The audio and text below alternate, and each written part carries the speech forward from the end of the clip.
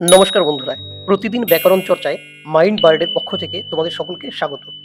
চলো আমাদের আজকের আলোচনা শুরু করা যাক। শূন্য বিভক্তির উদাহরণ দাও। অবিভক্তিকে শূন্য বিভক্তি বলা হয়। প্রশ্ন নাম্বার 2, সহযোগী কর্তা কাকে বলে? যদি কোনো দুইজন কর্তায় একই কাজ সম্পাদন করে এবং উভয়ের মধ্যে সহযোগিতার ভাব থাকে, তাহলে সেই দুইজন কর্তাকে বলা হয় সহযোগী কর্তা। প্রশ্ন নাম্বার 3, সমধাতুজ কর্মের উদাহরণ সহ সংজ্ঞা দাও। প্রথমে সংজ্ঞা লিখবে।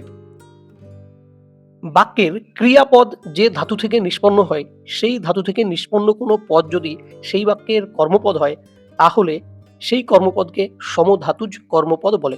একটা উদাহরণ দেবে, কি ঘুমি না ঘুমালে।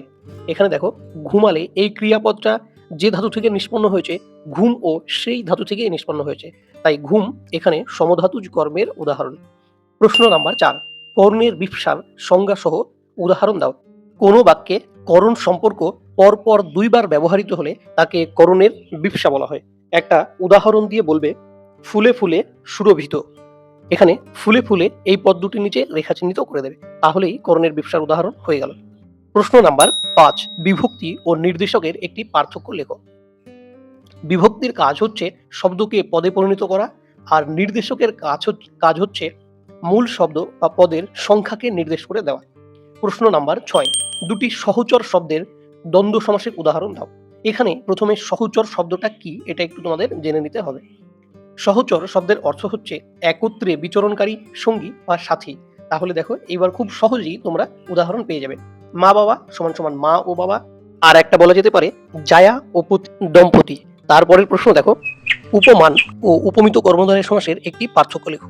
মনে রাখবে, উপমান কর্মধারয় সমাসে উপমেয় থাকে না, আর উপমিত কর্মধারয় সমাসে উপমেয় এবং উপমান দুটোই উপস্থিত থাকে। 8 নম্বর প্রশ্ন, নিত্য সমাসের একটি উদাহরণ দাও। খুব সহজে মনে রাখবে, অন্য গ্রাম সমান সমান গ্রামান্তর, এটি নিত্য সমাসের উদাহরণ। 9 নম্বর প্রশ্ন, ব্যাজবাক্য সহ সমাস নির্ণয় করো। সৃজন বেদন, সৃজনের নিমিত্তে বেদন, নিমিত্ত তৎপুরুষ সমাস।